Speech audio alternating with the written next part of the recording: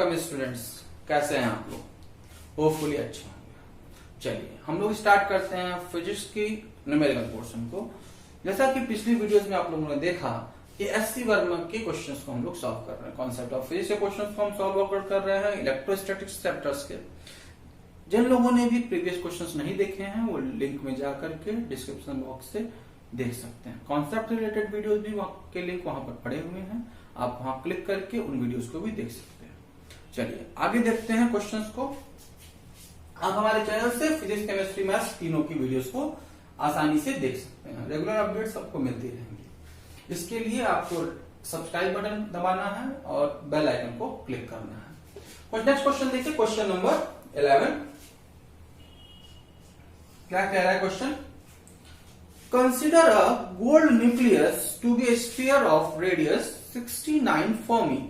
Fermi पर याद किया होगा आप लोगों ने, पिछले क्वेश्चन में देखा था कि 1 फर्मी जो होता है वो 10 टू द पावर -15 मीटर के बराबर होता है। ध्यान रखना बच्चों, हमेशा क्वेश्चंस को हम लोग एसआई यूनिट में सॉल्व करेंगे। कन्वर्जन आपको याद होना चाहिए।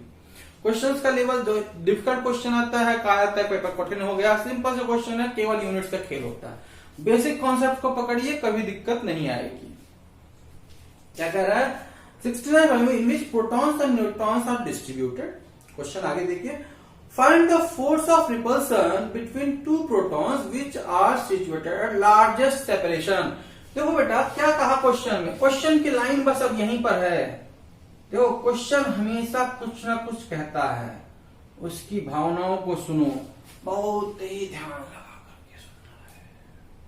क्या कहा? लार्जेस्ट डिस्टेंस स्फीयर है। लार्जेस्ट डिस्टेंस कहां होगा? डायामीटर पर। कहां होगा? डायामीटर पर। क्वेश्चन में डायामीटर नहीं गिवन है, क्या गिवन है? रेडियस। क्या गिवन है? Radius. This radius is given, that is 69 Fermi.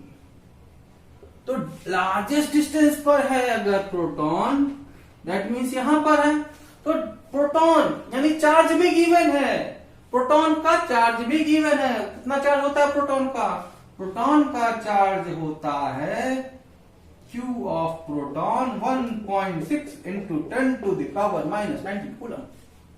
Distance दे रखा, कितना हो जाएगा distance? 2 times of radius, that is 2 into 69 Fermi।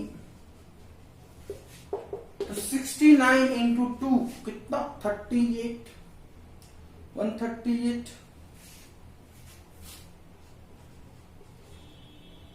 into 10 to the power -15 metre. ये डिस्टेंस हो गया। निकालना क्या है? फोर्स। लो हो गया question solve. F equals to K Q1 Q2 by d square 9 into 10 to the power 9 into 1.6 into 10 to the power 19 into 1.6 into 10 to the power -19 divided by 1.138 into 10 to the power -15 का square. Solve करेंगे और answer मिलेगा किसमें? Newton में। Solve करिए, कितना आया? बहुत अच्छे, 1.2 न्यूटन। क्लियर है? चलिए अच्छा है। नेक्स्ट क्वेश्चन देखिए, बहुत ही अच्छा क्वेश्चन है, उम्दा क्वेश्चन है, आपकी स्क्रीन पर है, नोट डाउन करिए। क्वेश्चन नंबर 12 आपकी स्क्रीन पर है, नोट डाउन करिए जल्दी से। क्वेश्चन कह रहा है two insulating small spheres are rubbed against each other. दो चार्ज लिए, स्फीयर लिए, उसको एक दूसरे के ऊपर रब किया एंड प्लेस्ड 1 सेंटीमीटर अपार्ट। उसके बाद रब किया, फिर उसके बाद 1 सेंटीमीटर की दूरी पर क्या आ गया? दोनों चार्ज हो गया। If they attract each other, अब दोनों को जो रखा था दोनों एक दूसरे के पास आना चाह रहे। Attract each other with a force of 0.1 Newton. तो भैया देखो क्वेश्चन में कहा डिस्टेंस दे दिया, फोर्स दे दिया। क्वेश्चन में पूछा है how many electrons were transferred from one sphere to the other during rubbing में कितने इलेक्ट्रॉन्स ट्रांसफर हुए। तो पहले तो ये दिखा था चार्ज कितना था, तभी तो इलेक्ट्रॉन बताओगे। इलेक्ट्रॉन्स ट्रांसफर करने के लिए हमें चार्ज चाहिए, तो चार्ज देखते हैं। तो चार्ज दोनों सिमिलर है, that means Q into Q. Formula पढ़ा है, क्या पढ़ा है? फॉर्मूला पढ़ा है F equals to KQ1 Q2 by R square. दोनों के बीच का फोर्स दिया है, कितना गिवन था? 0.1 न्यूटन। K की value 9 into 10 to the power 9। दोनों सिमिलर चार्जेस हैं, तो सबसे पहले तो Q square upon R square, और R गिवन है क्वेश्चन में 1 centimetre, that means 1 into 10 to the power -2 का स्क्वायर। क्या आ गया? Q आ गया, Q स्क्वायर। कितना आ गया Q square? 0.1 into 1 into 10 to the power -2 into 1 into 10 to the minus divided by 9 into 10 to.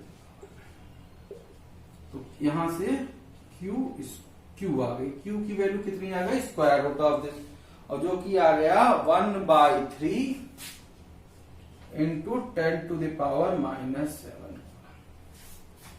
ठीक है। अब ये तो टोटल चार्ज रहा।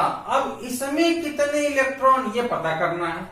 हमें पता है कि जो एक इलेक्ट्रॉन होता है कितना चार्ज सस्टेन करता है? वो सस्टेन करता है 1.6 into 10 to the power -19 coulomb charge sustain करता है। अगर एक इलेक्ट्रॉन उतना चार्ज सस्टेन करता है तो एक कूलम कितने इलेक्ट्रॉन सस्टेन करता है? सिंपल भाषा में बता रहा हूं, बहुत ही सिंपल तरीके से समझिएगा। अगर मैं कहूं कि टोटल चार्ज ये है, इसमें कितने इलेक्ट्रॉन, तो इलेक्ट्रॉन चाहिए हमें, दैट मीन्स हमारे पास देखो सबसे सिंपल मैं बता रहा हूं मैं कि अगर एक इलेक्ट्रॉन में कितने चार्ज होते, एक इलेक्ट्रॉन में, नोट कर लीजिए होगा, नोट कर लीजिए आराम से। हमें पता है कि एक इलेक्ट्रॉन में 1.6 into 10 to the power -19 coulomb charge होता है। तो एक कूलम चार्ज किसके बराबर हो गया? 1/1.6 इंटू 10 टू द -19 के बराबर हो गया। इतने इलेक्ट्रॉन होंगे एक कूलम चार्ज में, इतने इलेक्ट्रॉन होंगे। तो भैया इतने में कितने इलेक्ट्रॉन, कितने में 1/3 10 का -7 कूलम में कितने इलेक्ट्रॉन? तो नंबर ऑफ इलेक्ट्रॉन्स इन 1/3 मतलब 0.33 इंटू 10 का -7 कूलम में कितने electron? That will be equal to 0.33 into 10 का -7 अपॉन इतने इलेक्ट्रॉन होंगे। इसको सिंप्लीफाई कर लीजिए तो नंबर ऑफ इलेक्ट्रॉन्स आपके पास आ गए। वो कितना आ गया? 2.08 into 10 to the power 11 electron. That means क्या कह सकते हैं कि 0.33 10 टू 7 कूलम चार्ज को में इतने इलेक्ट्रॉन्स ट्रांसफर किए गए। क्वेश्चन क्या था? दो स्फीयर्स को जब हम पास में लाए, दूर रखे, तो उनके बीच में अट्रैक्शनल फोर्स लग रहा था। इस दौरान दैट मीन्स दोनों चार्ज हुए, दैट मीन्स दोनों में क्या हुआ होगा? इलेक्ट्रॉन का ट्रांसफर। तो इलेक्ट्रॉन्स का ट्रांसफर कितना हुआ? इतने इलेक्ट्रॉन्स का ट्रांसफर हुआ। क्लियर है? चलिए नेक्स्ट क्वेश्चन आपके स्क्रीन पे है, इसे करिए।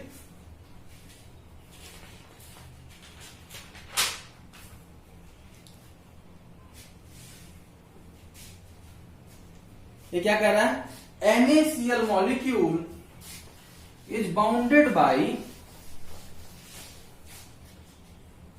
due to electric force between the sodium and chlorine ions. Which one electron of sodium is transferred to chlorine, taking the separation between the ions to be 2.75 into 10 to the power -8 centimeter. Clear?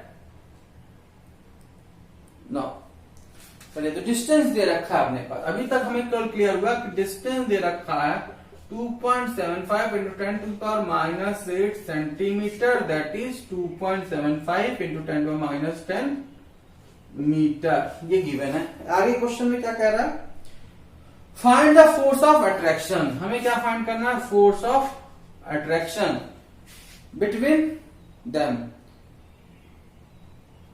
Clear, क्या कहा, electrons की वजह से ना, ions की वजह से, electrons की वजह से, चार्ज भी गिवन है। तो भैया बहुत सिंपल क्वेश्चन हो गया है, तो F इक्वल्स टू की Q1 Q2 by R square 9 into 10 to the power 9 into Q1 Q2 अगर पता है,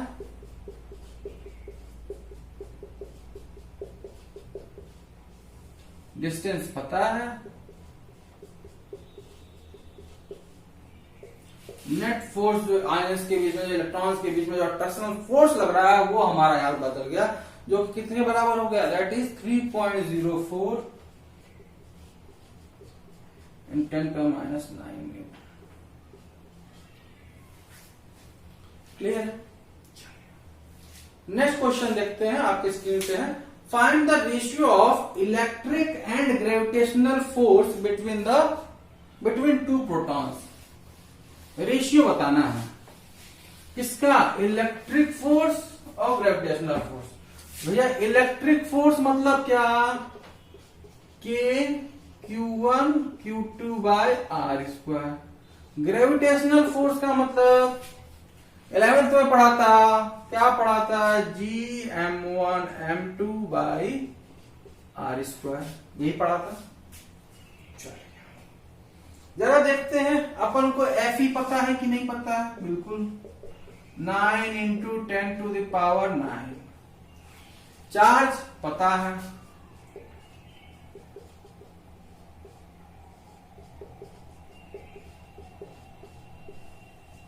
डिस्टेंस गिवन है क्वेश्चन में, नहीं गिवन है।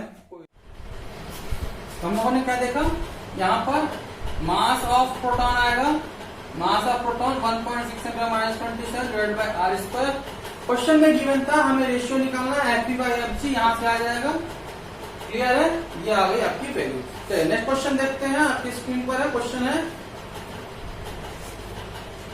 Suppose an attractive nuclear force acts between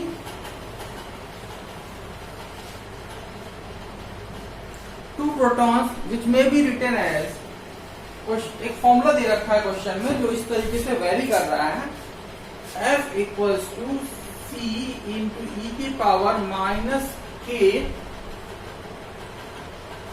R divided by R square. इस तरीके से वेरी कर रहा है, हमें फाइंड आउट करना है C की यूनिट और डायमेंशन। ठीक है, सबसे पहले एक बेसिक चीज आप लोगों ने पढ़ी थी क्लास 11th में, जिन लोगों ने नहीं पढ़ी वो देख लो। आप लोग क्या पढ़ी थी कि किसी भी एक्सपोनेंशियल टर्म, लॉगरिथमिक टर्म या ट्रिग्नोमेट्रिक टर्म की जो डायमेंशन होती हो यूनिट लेस होती है। अगर वो यूनिट लेस हो रही है that means e to the power minus KR, ये कैसा टर्म है, ये एक्सपोनेंशियल टर्म है, तो ये कैसा हो जाएगा, dimensionless. It will be dimensionless, it will be dimensionless. अपने पास फिर क्या बचा कि डायमेंशन ऑफ F जो होगा वो डायमेंशन ऑफ C और डायमेंशन ऑफ R स्क्वायर के बराबर होगा। क्लियर है। अगर हमें यहां से निकालना है C की डायमेंशन तो क्या आ जाएगी, dimension of F dimension of R square. Clear, तो C आ जाएगा, F की डायमेंशन क्या होती है, MLT-2 और R स्क्वायर L स्क्वायर के बराबर। सिंप्लीफाई करेंगे ML3T-2 के बराबर आ गया। ये तो हो गया C की डायमेंशन। हमें आगे कह रहा है क्वेश्चन में K की डायमेंशन बताइए, तो K की डायमेंशन कहां से आएगी, यहां से। हमें पता है डायमेंशन लेस है, दैट मीन्स व्हाट, जो E की पावर माइनस KR होगा, तो K और R की जो डायमेंशन होगी किसके बराबर होगी, 1 के बराबर होगी। तो यहाँ से k की डायमेंशन आ जाएगी, dimension of k equals to 1 upon dimension of r, जो कि L इनवर्स के बराबर होगा। डायमेंशन ऑफ k आ गया L इनवर्स। क्लियर है? चलिए नेक्स्ट क्वेश्चन आपके स्क्रीन पे है, उसे कर